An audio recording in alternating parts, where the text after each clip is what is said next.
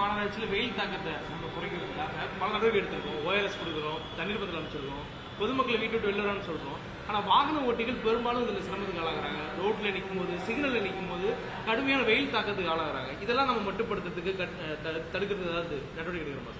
இந்த ரொம்ப பாப்புலராக எல்லாரும் வந்து அந்த கிரீன் ஷேடு மாதிரி ஒன்று நாக்பூர், பெங்களூரு, அதுக்கப்புறம் நம்ம அருகில் பாண்டிச்சேரியில் போட்டதாக சொல்லுவாங்க. இப்போ எங்கள் பொறியாளர் அவங்களோட டச்சில் தான் இருக்காங்க.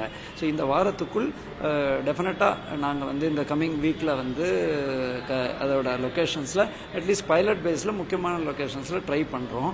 பட் நிறைய பேர் கேட்குறாங்க அதில் என்ன நம்ம சென்னையில் தான் உங்களுக்கு தெரியும் ஒரு பேனர் காற்றுல விழுந்து அதுக்கப்புறம் ஒரு டூ வீலரில் விபத்தாகுது. ஸோ இது கிரீன் சிக்னல் ஸ்டாப் சிக்னலில் ரொம்ப ஈஸி. திடம்னு இவ்வளோ காற்று இருக்கும் பொழுது அந்த துணி மாதிரி சேஃப்டி இல்லாமல் நம்ம போட்டு விழுந்து ஏதாவது ஒரு பைக்கோ ஆக்சிடென்ட் ஆச்சுன்னா அதுதான் செய்தியாக இருக்குமே தவிர்த்து நம்ம பாதுகாப்பற்ற முறையில் மாநகராட்சி மற்றும் ஹைவேஸ் டிபார்ட்மெண்ட் பண்ணியிருக்காங்க.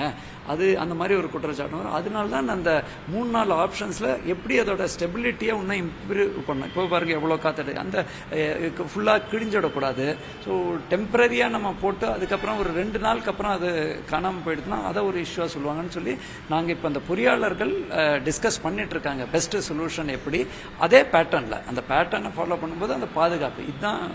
இதே தவிர்த்து காவல்துறையும் எங்ககிட்ட டெஃபினட்டாக நீங்கள் பைலட் பேஸில் ஸ்டார்ட் பண்ணுறதுக்கு எங்களுக்கு அவங்களுமே அதை வரவேற்கிறாங்க. அது டெஃபினட்டாக நம்ம சென்னை மாநகராட்சி நிறைய இடங்களில் பேருந்துகள் நிழற்குழு அமைச்சிருக்கோம்.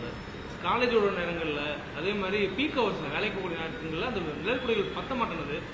ஒரு 50 பேர் 100 பேர் கிட்ட ஒரு நிழற்குடை கீழே நிற்க வேண்டிய சூழல் இருக்கு.